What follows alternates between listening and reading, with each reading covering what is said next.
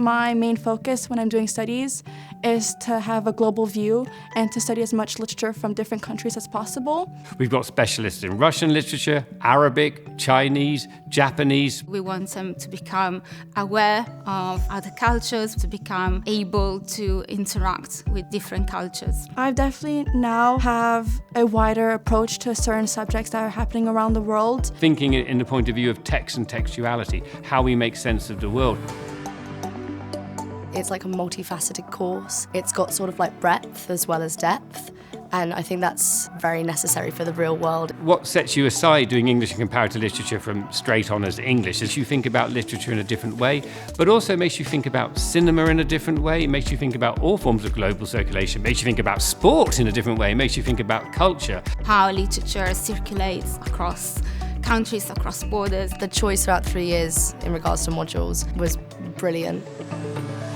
Complit allows you to do other subjects, so it allowed me to do modules related to international relations. I have decided to do a module called social movements across the world. You're getting these different modules that have different perspectives and angles, but that complement each other so well. And it was really sort of satisfying to study the literature in one module and then sort of study the cultural support to those studies in a different module. There's a lot of support, many facilities. Best resource really for us is the staff. I mean, that's why I think Leeds is a great place to come, because you just need to look at LCS.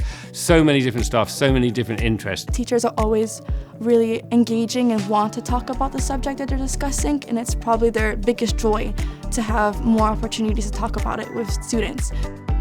We've got students who've gone into publishing, we've got students who've gone into teaching, cinema, television, media, journalism, architecture, marketing and in public relations. So there's lots of possibilities for students. As much as we can, we try and expose students to all these different things, and then they can decide what they want to specialise in.